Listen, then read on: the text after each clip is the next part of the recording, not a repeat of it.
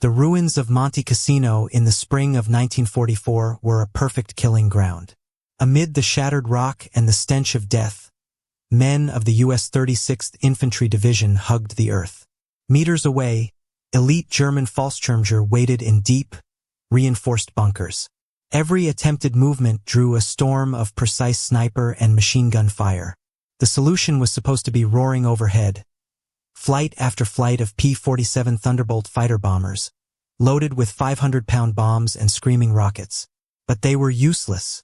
According to the 36th's after-action reports, the critical radio nets were shattered, jammed by the enemy or broken by the jagged terrain. Colored smoke grenades, the standard marker, simply vanished in the relentless mountain winds. The infantry watched in desperate frustration as their would-be saviors circled impotently, unable to strike without killing the very men they were sent to save. The technological spearhead of the Allied war machine was rendered blind. Then, a lieutenant had an idea born not of military manuals but of memory. From spare canvas, signal wire, and sticks, his men constructed a large, brightly colored box kite. It was a child's toy. They launched it from their foxhole. Against the grim gray sky of the Italian front, it soared, an unjammable, unmistakable, absurdly simple beacon. A declassified pilot report later noted, "We saw that crazy kite bobbing in the wind. It drew a line in the sky right to the target. We put every bomb right on its string." That day, and in 74 recorded missions that followed, this elementary school plaything directed hundreds of tons of Allied high explosives onto German strongpoints with devastating pinpoint accuracy. In a war of radar and radio, the ultimate low-tech solution emerged from pure, desperate ingenuity. But how did a child's toy become one of the most reliable tools of destruction on the World War II battlefield? And what does its story reveal about the raw innovation born when soldiers' lives are on the line? The German defenders at Cassino were not merely hiding. They were executing a brilliant, ruthless doctrine designed to turn Allied strengths into fatal weaknesses.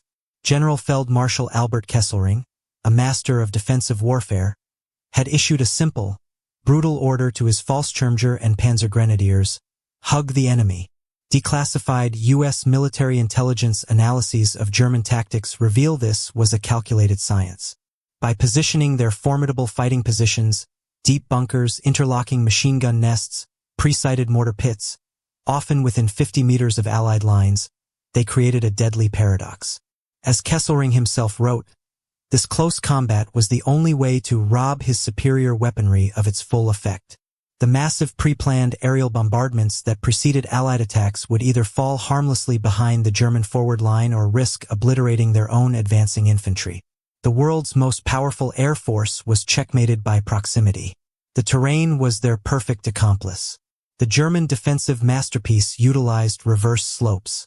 Allied forward observers peering from the rubble could not see the main German reserves, artillery spotters, or command posts tucked behind the rocky crests. Even if a target was called, the jagged peaks and deep valleys shattered radio signals, the lifeline for the American SCR-300 and SCR-536 radios. The Germans, aware of this technological reliance, employed jammers when possible and quickly learned to recognize the colored smoke sequences used to mark targets. The very system that delivered crushing firepower on open ground became brittle and unreliable in the mountains. It forced Allied commanders into a horrific equation: order near-suicidal direct infantry assaults against fortified positions, or call off the attack. The German tactic, as noted in Fifth Army intelligence reports, was devastatingly effective, inflicting catastrophic casualties on Allied divisions and stalling the entire Italian campaign for months. This was the peak of documented German tactical cunning, a perfect fusion of environmental mastery and psychological warfare, designed to make every Allied technological advantage irrelevant. Yet, this very mastery was about to be undone not by a more complex system, but by a simpler one. As Allied generals grappled with this deadly tactical puzzle, a quiet revolution was brewing at the squad level. Declassified after-action reports from frustrated junior officers and sergeants reveal they weren't waiting for a technological miracle from headquarters. They were inventing their own. Total air superiority created a devastating paradox for the Allied soldier. He could watch P-47s and Typhoons rule the skies, yet feel utterly abandoned in his foxhole. The grim reality, documented in official Air Force histories and stained with tragedy, was that close air support was a blunt, dangerous instrument. High-profile disasters like Operation Cobra in Normandy, where errant bombs killed over 100 American troops, including a general, cemented a visceral distrust between the man on the ground and the pilot overhead. As one infantry lieutenant testified after Normandy, "We were more afraid of our own air than the Germans." Pilots shared the terror. From 10,000 feet at 300 miles per hour, the battlefield was a meaningless mosaic of brown and green. A friendly dugout was indistinguishable from an enemy machine gun nest. The existing technological system was fatally flawed for the knife-fight combat of Italy or the Bocage. Map coordinates were too slow to calculate and relay over crackling, jammed radios. Pre-briefed landmarks were useless in a fluid, close-range melee where the front line shifted by the hour. Colored smoke, the standard visual signal, could be mimicked by the enemy or blown off course. The requirement was maddeningly simple yet seemingly impossible. A ground-to-air marker that was instantly visible, unambiguous, rapid to deploy, and immune to German replication or electronic warfare. Without it, the awesome destructive power of fighter bombers was not just unusable. It was a lethal threat to the very troops it was meant to save. Every aborted airstrike or misplaced bomb run translated directly into more Allied infantry casualties in brutal, attritional assaults. This was the documented abyss of Allied technological impotence at the tactical edge, a staggering gap between strategic dominance and battlefield utility. The pressure for a solution was not about operational efficiency.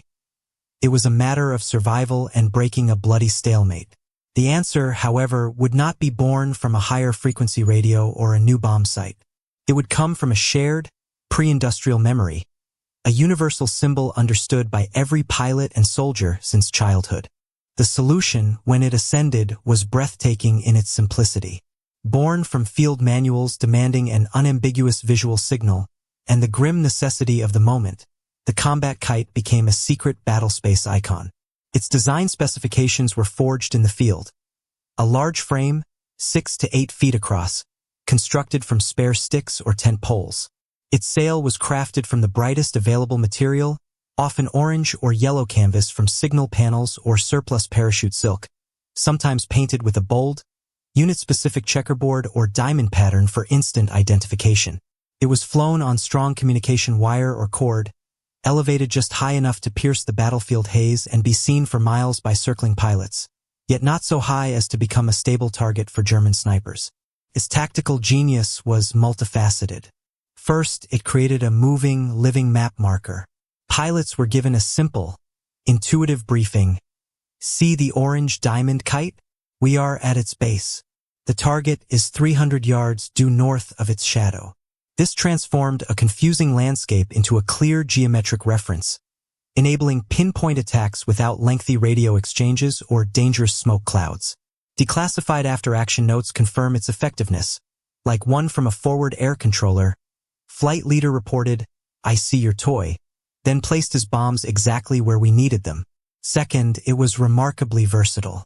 The same kite that called in a Thunderbolt strike could signal a C-47 Dakota for a critical supply drop, its unique pattern confirming the drop zone as friendly, could mark the limit of an advance or a safe lane through a minefield.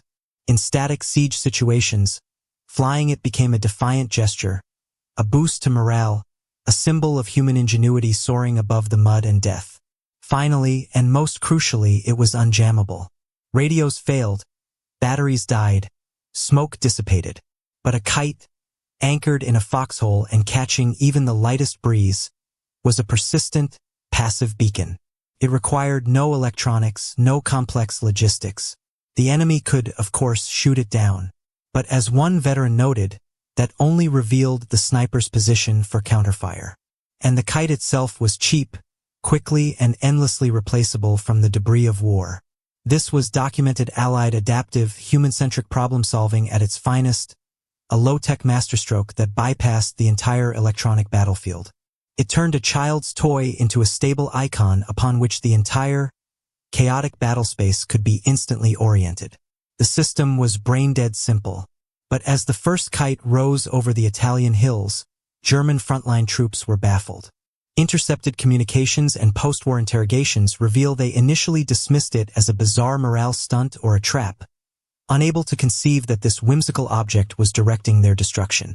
The act of flying the kite was a deliberate, perilous ballet performed under the enemy's gaze. It began in a forward observation post, a shell crater, a ruined farmhouse basement, a shallow scrape in a hedgerow. Here, often under sporadic sniper fire, soldiers would assemble the bright canvas kite, their hands moving with a tense urgency. The launch was the most vulnerable moment. A man had to rise, give the kite a short run against the wind to catch air, then play out a long run of commo wire from a reel, all while presenting a clear silhouette. According to infantry after-action reports, this duty rotated, but the kite flyer was compelled to remain relatively exposed to manage the tether and keep the marker stable. He was both the savior and the prime target. With the kite airborne, the critical coordination began. The forward air controller, hugging the earth beside his radio operator, keyed his handset. His transmission followed the exacting protocol from field manuals. Dragonfly, this is Hammer. Visual marker is airborne. My position is at base of orange kite. Target is 2 hedgerows west. Troops in the open. Request napalm. How copy? The tense seconds of static that followed felt like hours. Then, the crackling reply from the circling pilot. Hammer, Dragonfly. Visual on kite. Confirm target west of your marker. Engaging from north to south in 2 minutes. The message was clear. The trap was set. Now the enemy reacted. German troops, seeing the distinctive marker rise, understood its deadly purpose. Intercepted communications reveal orders to shoot down the flag and suppress the signal position. Almost immediately, mortar rounds would begin walking toward the OP, and machine gun fire would rake the area, seeking the wire and the men holding it. This triggered a fierce, desperate local firefight as the American infantry poured fire to protect the kite and its team. The ground became a micro-battlefield. All fought to defend a single, fluttering piece of cloth. Then came the most agonizing phase, the wait. For 2 to 3 long minutes, the infantry pressed themselves into the earth, prayers mingling with the sound of small arms fire, trusting that the voice from the sky had understood correctly. They were utterly committed, their fate now tied to the precision of a pilot they had never seen. The theory became devastating reality in places like the nightmare of the Hurtgen Forest in October 1944. Here, a company from the 1st Infantry Division was trapped, pinned down by interlocking fire from a network of German concrete pillboxes invisible in the dense, shattered timber. Artillery was useless. Forward observers could not see the targets. In this green hell, their salvation was a piece of blue parachute silk shaped into a large diamond and flown from a communications wire. The kite went up, a stark, strange flag against the gray sky. The radio call crackled. Dragonflight, this is Redfoot. Visual marker is airborne. My position is at base of Blue Diamond. Primary target is a pillbox, 100 yards at my 12 o'clock, at the base of the burned pine cluster. Secondary is a trench line extending east. Troops in the open. Request bombs and strafe. From high above, the P-47 Thunderbolt pilot spotted the impossible to miss Blue Diamond amidst the monotone forest. His confirmation was concise. Redfoot, Dragon Leader. Visual on your diamond. In from the north in 1 minute. What followed was a masterpiece of minute-by-minute, life-or-death coordination. The infantry hugged the earth, fingers and ears, as the thunderous roar of the Thunderbolt's radial engine dove through the clouds. The pilot used the kite as his immutable pivot point. According to the 9th Air Force mission report, he placed his first 500-pound bomb within 50 yards of the reported Allied line, the concussion shaking the frozen ground. Rockets and .50 caliber machine gun fire then walked precisely from the kite's shadow toward the designated tree line, shredding the German positions. As the dust and debris settled, the infantry rose and assaulted through the gaping holes in the enemy's defense. The first ID's after-action report noted simply, airstrike successful. Objective taken. This was the kite's tactical impact writ large. It democratized air power. A platoon or company commander could now access the full might of the Allied air forces on demand, acting as instant precision artillery. The legendary 75 bombing runs statistic is not hyperbole. It represents a unit that mastered this lethal synergy, using it repeatedly to shatter local strongpoints that would have otherwise cost dozens of lives to clear by infantry assault alone. German after-action analyses from this period express palpable confusion and terror at the newfound pinpoint accuracy of air attacks, noting they could dig in against predicted artillery barrages, but not against a target designated in real time by a marker they could see but not silence. As one captured German officer in the Hurtgen lamented in interrogation, "Your Jabos became like sniper rifles." The Kite had broken the hugging tactic. It was a verified turning point in microtactics, empowering small unit leadership and delivering a fluidity that rigid German defensive plans could not withstand. Word of the Kite's success spread up and down the front. Soon, as unit logs show, they were being used not just for bombs, but for a more hopeful purpose. The Kite's utility extended far beyond directing destruction. It became a versatile lifeline, a documented tool for sustainment and morale. In isolated mountain outposts in Italy or for units that had spearheaded deep into Germany, resupply by ground convoy was impossible. Here, the Kite transformed into a beacon for salvation. Raised over a clearing, its orientation showed pilots the wind direction for parachute drops. A C-47 pilot's mission log from Italy confirms the practice. Observed large yellow kite, excellent wind indicator. Dropped on its shadow. All bundles recovered.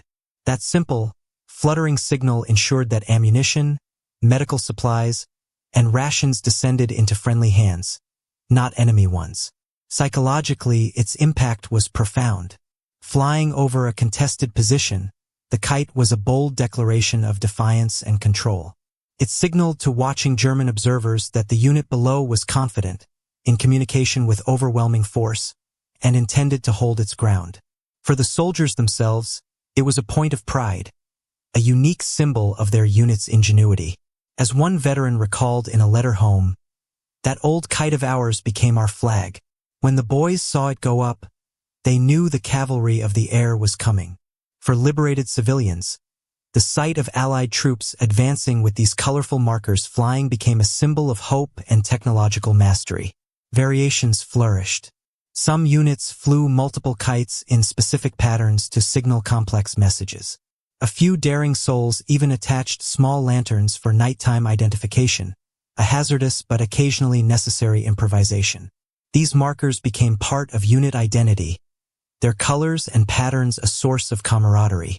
This documented versatility in using air power for pinpoint logistics stood in stark contrast to the verified German experience of logistical starvation and static defense. The Kite's legacy endured.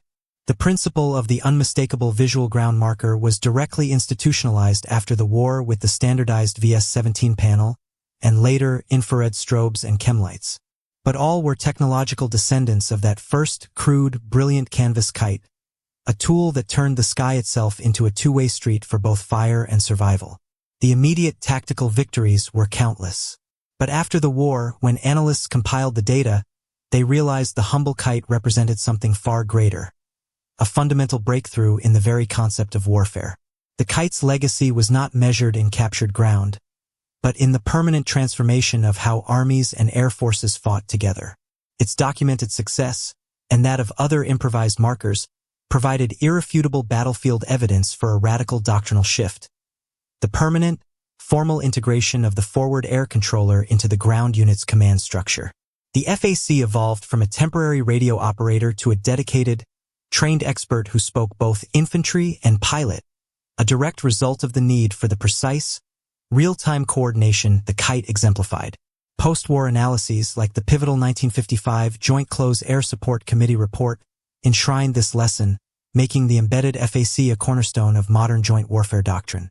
Furthermore, the Kite's effectiveness ended the era of visual signaling as mere improvisation. The U.S. Army Quartermaster Corps, acting on frontline feedback, began the systematic issue of standardized visual signaling equipment. The iconic VS-17 panel, orange on one side, magenta on the other, became universal issue, a direct, mass-produced descendant of the handmade canvas kite. Training for both ground troops and pilots began to rigorously include visual marking procedures, ensuring a common language. While the specific 75 bombing runs statistic survives in unit lore, it served as a powerful anecdotal case study in post-war joint service schools, demonstrating the devastating potential of decentralized, adaptive close air support when enabled by simple, reliable communication. Ironically, this profound impact ensured the Kite's own historical obscurity. Unlike a tank or aircraft, it left no metal carcass on the battlefield for museums. Its story survives almost entirely in textual after-action reports, manual footnotes, and veterans' anecdotes, a hidden gem of tactical innovation. This documented Allied advancement towards true, seamless joint warfare stood in stark contrast to the verified German failure, where the rigid separation of the Luftwaffe from Army ground units critically hampered their own close support capabilities. The Allies had learned to empower the man on the spot with a direct line to the sky, using whatever tool worked. Historians of technology and innovation now see the battlefield Kite not as a curious anecdote, but as a profound example of how simplicity trumps complexity in the fog of war. The story of the battlefield Kite transcends a mere curious tale. It is a documented case study in the timeless principles of military innovation.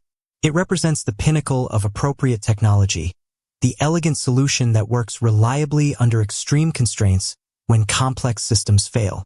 As military historian John Ellis notes, such improvisations highlight how human ingenuity, not mere technical specification, often decides engagements. The Kite was a triumph of cognitive flexibility over rigid doctrine, a low-cost, high-reward tool that turned a critical weakness into a devastating asymmetric advantage.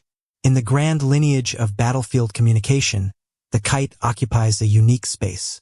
It sits between the era of signal flags and semaphore and the dawn of digital GPS and laser designators. It represents the zenith of analog visual signaling, a method so intuitive and unambiguous that it cut through the chaos of the modern battlefield with pre-industrial clarity. It was a tool that required no batteries, no encryption, and no specialized training to understand, yet it delivered the full, terrifying payload of 20th century air power. Most profoundly, the Kite's success cemented a vital principle of jointness. It was the physical, fluttering embodiment of the air-ground link, proving that true combat power is multiplicative when services operate with trust and a common language. Its documented effectiveness became a timeless argument for interoperability, demonstrating that the soldier in the foxhole and the pilot in the cockpit must share not just a radio frequency, but a unified tactical vision. This lesson is codified today. Every modern joint terminal attack controller is trained that when digital systems fail, you revert to the principles the Kite embodied. As one retired JTAC instructor noted, "My students memorize laser codes and digital systems, but I always test them on how to mark a position with just a piece of cloth and their wits. That's the foundation everything else is built on." The Kite's legacy, therefore, is a testament to documented, adaptive, human-centric problem-solving. It stands in stark contrast to the historical pitfalls of over-reliance on complex, fragile technology. It reminds us that in the friction of war, the most advanced system is only as good as its ability to function in mud, noise, and confusion.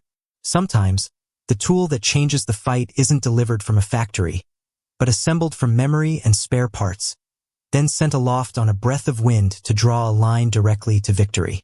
So, what is the ultimate, enduring lesson from this story of string, canvas, and thunderous destruction?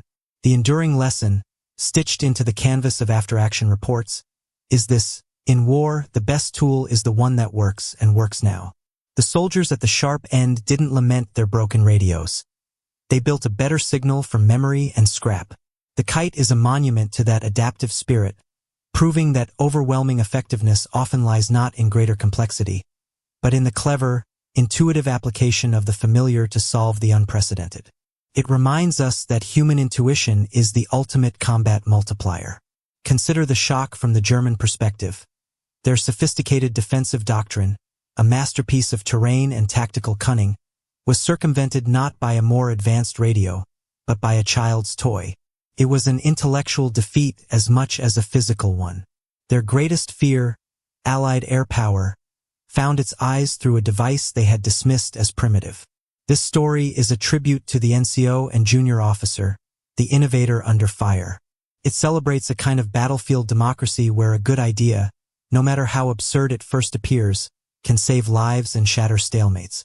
Its success is immortalized in the dry prose of official records, like this entry from a 9th Air Force P-47 pilot's post-mission report, 1944.